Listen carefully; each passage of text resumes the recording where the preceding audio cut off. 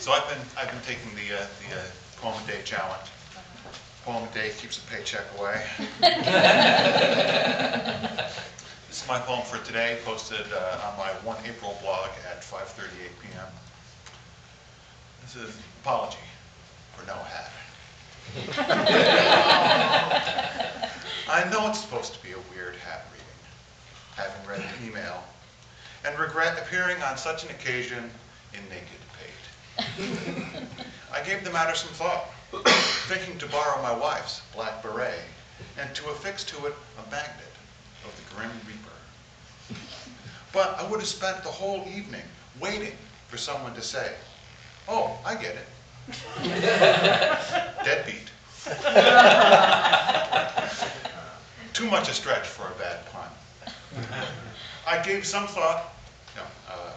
This morning I considered attaching a webcam to a pair of headphones, turning the mic away, and showing you my point of view via laptop.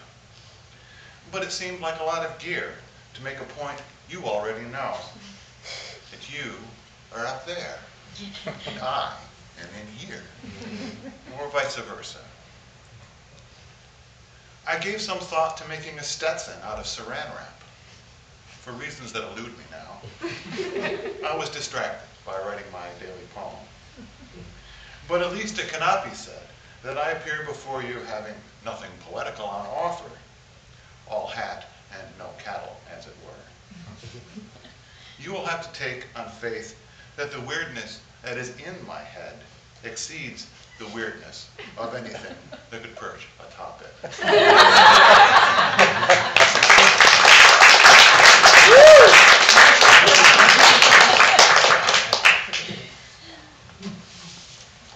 This is Monday, April 12th. Interglacial. 200 years ago, this trail ran through forest undisturbed since the ice sheet retreated north 7,000 years ago. A forest unbroken from the St. Lawrence to the Mohawk, except in spots where dunes of the Cambrian Sea, long vanished, poke through. Soil too thin, but for grass and blackberries. Or where the bedrock bellies up, too steeply to keep a cap of tuff. Only these remain the same. The first growth that covered all was logged and burned with fanatical thoroughness, a holocaust of trees. After 100 years, only a few hundred acres of former millions remained, in places inconvenient that I will not advertise here. The only safety, it seems, lies in obscurity or uselessness. Mostly done with the farming life, we let a mere shadow of woods return. Old orchards shaded out by maple, pulp crop pine enriched by invasives. Another few centuries of inattention, and a semblance of what we slew may come to be again. Or the ice may tire of the north and come back for another go, scraping the plate clean again, all the way down to Long Island.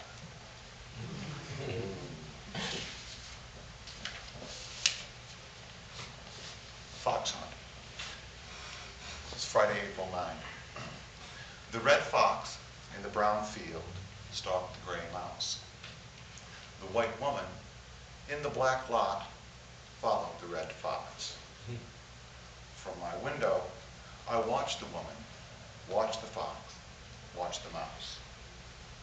A slow, stiff-legged approach. Each step the fox took, the woman matched. The mouse and I kept still. The fox, scenting woman, took his eye from the prize and lost it, then faded into woods, lost in turn to his pursuer. The mouse and I remained undetected. He keeps his life, and I return to my own lair, having won this morsel.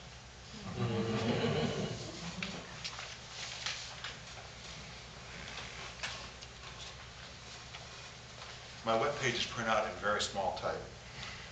This is Thursday, April 8th. It's called Dim View.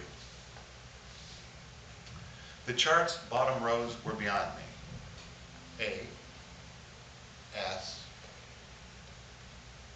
squashed fly, O, deer tick. No matter what lens he flipped down.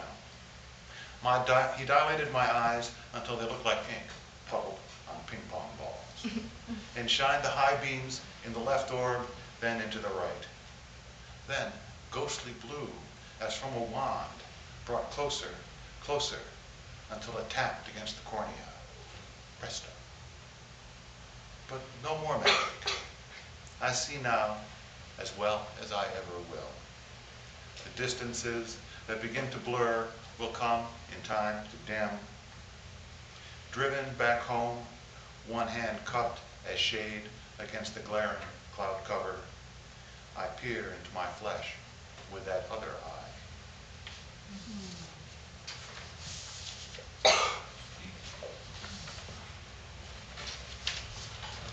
This is Monday, April 5, Fluid Dynamics. The whirlpool behind Sugar Island Dam, where snowmelt drops to the penstock, sends ripples back across the flow, breaking up the reflection of clouds trying to move east against the current. The vortex runs white for a moment, rending cumulus, then continues to drain the sky blue. The penstock runs north to the turbine to wring the water's watts.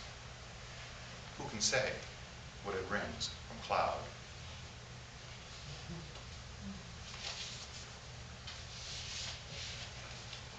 This is my Easter Sunday poem, Interlude.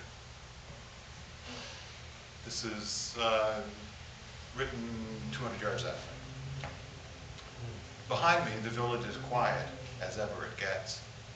The church is settled into silence, emptied of communicants, only the echo of Easter hymns in mind.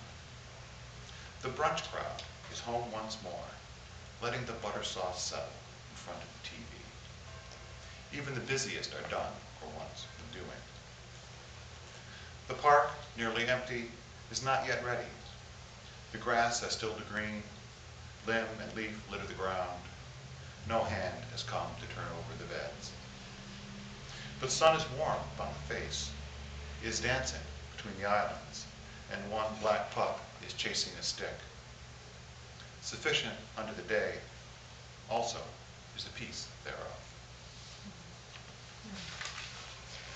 My last poem is my first poem, Fool's Day. It's Thursday, April 1. After months of being winter's bitch, all is suddenly sweetness and light, like Saturday morning contrition after Friday night's blackened eye. But I am not fooled. Winter is mean and balm and stubborn. This fine false face will fade, and then it's, honey, I'm home. I could be more understanding, more patient, less cringing.